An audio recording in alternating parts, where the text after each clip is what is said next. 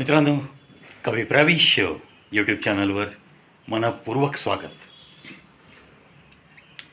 आजकाल मोठी गंमत चालू आहे समाजात. कशाबद्दल बोलतोय मी? अहो, क्लासेसची गंमत. कोरोना जेव्हापासून झाला मार्च 2019, त्याच्यानंतर मग लॉकडाऊन आणि मग प्रत्येक गोष्टीत ऑनलाईन कामं, वर्क फ्रॉम होम, घरातली एक खोली, त्या घरातला तरुण मुलगा मुलगी, त्यांचं ऑफिस एका खोलीत, आणि मग ती 2 खोल्याची 3 खोल्याची जागा असेल तर घरातल्या सिनियर मंडळींची होणारी कुचंबणा, आणि मग तेव्हापासून फुटलेलं पेव. किती प्रकारचे क्लासेस. मग कुणी ऑनलाईन डान्सचे क्लासेस घेतं आहे, कुणी ऑनलाईन काही वाद्य वाजवण्याचे क्लासेस घेत आहेत. मग त्यामध्ये तबला आला, मेंडोलियन आलं, गिटार क्लासेस आहेत. हे सगळं असण्यासाठी ऑब्जेक्शन काहीच नाही. पण काही काही जाहिराती पाहिल्या की गंमत वाटते. परवा एक जाहिरात पाहिली मी. 15 मिनिटात फाड इंग्लिश बोला, please contact on so and so number.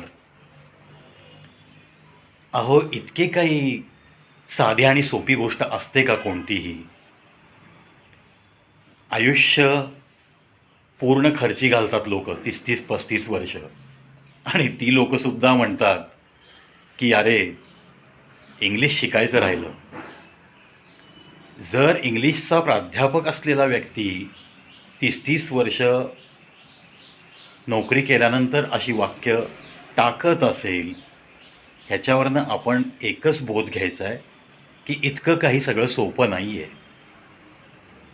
बोलावं कसं हे जरूर शिकावं लागतं, मग ते कोणत्याही भाषेत असो. तिथं थोडाफार अभ्यास तरी नक्कीच लागतो. शब्दसंग्रह तुमच्याकडे लागतो. उगीच उठ की सूट कोणीही आला आणि तो जर म्हणला की मी एक अर्धा तास लेक्चर देतो,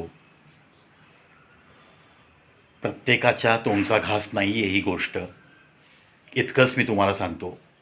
बोलावं कसं हे शिकावं लागतं, आणि काय बोलू नये याच्यासाठी थोडेफार संस्कार लागतात. आणि जेव्हा तुम्ही एखादं भाषण देताय तेव्हा ते मुद्देसूद कसं असावं, वेळेत कसं बसवावं, याच्यासाठी सुद्धा थोडंफार शिक्षण घ्यावं लागतं. थोडीफार तुमच्याकडे समयसूचकता लागते. वाचन लागतं तुमचं. वाचनाशिवाय शब्दसंग्रह वाढणार नाही. जीवनाकडे बघताना सुद्धा लोक काही वेगळ्या नजरेने बघतात. तुमच्या संपर्कात काही माणसं अशी आलेली असतात की ज्यांच्यामुळं तुमच्या आयुष्याला एक वेगळा रंग प्राप्त होतो. मग कधी तुम्ही त्यांना बोलून दाखवता, कधी तुमच्या मनातच राहतं. पण ही गोष्ट तरी तुम्हाला एक्सप्रेस करता आली पाहिजे ना, की अरे बाबा, की तू होतास, तू आहेस, म्हणून सगळं काही छान झालं, माझं छान चाललं आहे. किंवा एखादी ती असेल तर तू भेटलीस म्हणून खरंच आयुष्याला काहीतरी थोडा अर्थ प्राप्त झाला. हे त्या व्यक्तीला तुम्हाला त्या वेळेस सांगता आलं पाहिजे. अपेक्षा नसते कुणाची, पण तुम्ही जर आनंदात आहात एखाद्या व्यक्तीमुळं, तुम्ही जर सुखी आहात, समाधानी आहात, किंवा तुम्ही जर एखाद्या अडचणीतनं मुक्त झाला आहात कोणीतरी साथ दिल्यामुळं, त्यावेळेस बोलावं कसं, त्यावेळेस शब्द कोणते वापरावेत, याचं पण एक काहीतरी सूत्र असतं. मनात आहे ते ओठावर आलं पाहिजे, तुम्हाला एक्सप्रेस होता आलं पाहिजे.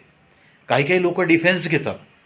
मला ना अरे एक्सप्रेस नाही करता येत, मला ना अरे काही असं मेसेज तुला पाठवता येणार नाहीत, मला व्यक्तच होता येत नाही, त्याच्यामुळं मी काय करतो, फक्त इमोजी पाठवतो. अशीही माणसं आजकालच्या या जगामध्ये भेटतात. तेव्हा खरंच मनातल्या मनात हसूही येतं, आणि आत्ता हे सांगतानाही मला आपसुकच हसू आलं आहे. बोलणं लोकांना लांबून वाटतं हे खूप सोपं काम आहे, पण खरंच शिकावंच लागतं आणि ते आतून यावं लागतं. मग काही माणसं अशी जी असतात तुमच्या आयुष्यात आलेली, ज्यांच्यापुढे तुम्ही व्यक्त होऊ शकत नाही. त्यांनी केलेल्या मदतीबद्दल तुम्ही त्यांना योग्य शब्दात आभार व्यक्त करू शकत नाही. तुझ्या ऋणातच मला राहायला आवडेल इतकंसुद्धा तुम्हाला बोलता येत नाही. अहो, आपण कोणाकडे गेलो तर मस्तपैकी तुम्हाला सुकामेवा घालून, काजू, बदाम, पिस्ते घालून गोड शिरा करून आणून दिला जातो. त्याच्यासोबत एखादं तिखट काहीतरी दिलं जातं. त्यानंतर मस्त कॉफीचा आस्वाद घेता.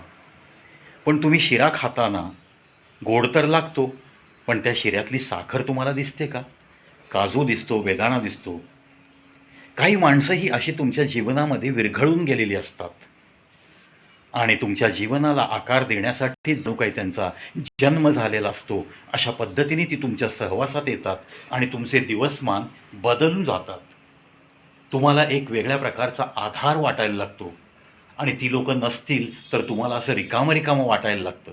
मग हे जे रितं पण तुमच्या मनाचं जाणवतं ते नसताना, त्या बाबतीत त्यांना सांगायला नको का? कारण ही विरघळलेल्या साखरेसारखी माणसं, त्यांच्या भावना त्यांना आपल्याला आयुष्यभर जपायचं असतं.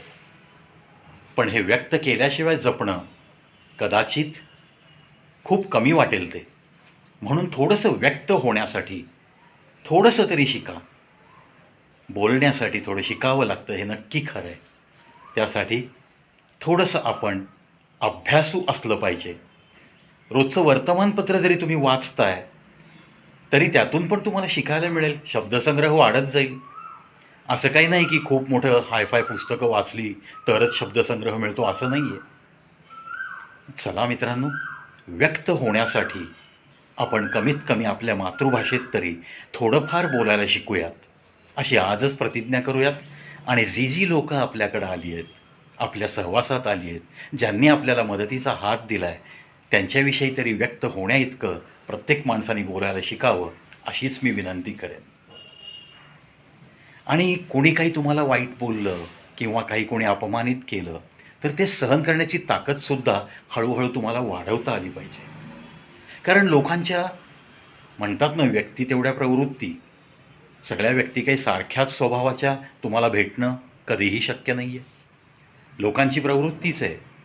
एखाद्या पेरूवाल्याकडे गेले तर अगदी थाटात विचारतील, काय भाव दिले? त्यानंतरचा प्रश्न असतो, काही कमी करशील की नाही? किती घेणार तो विचारतो. त्यानंतरचा प्रश्न आपसूक येतो, एवढे घेते बघा, पेरू गोड आहेत ना? प्रत्येक माणसाची प्रवृत्ती आहे, गोड आहेत ना असं अगदी ठणकावून विचारायचं आणि नंतर कापून दिल्यावर मीठ लावून खायचं. ही जी पद्धत आहे ही बदलली जाणार आहे का कधी? नाही. मग अशा काही लोकांचा तुम्ही तुमच्या मनावर किती परिणाम करून घ्यायचा हे तुम्ही ठरवलं पाहिजे. जी चांगली माणसं आली आहेत, चला त्यांच्या चांगुलपणासोबत आपलं आयुष्य कसं चांगलं जाईल इतकंच बघूयात. जी नाटकी मंडळी आली आहेत त्यांच्यापासून कसं आपल्याला दूर राहता येईल याचाही अभ्यास करूयात.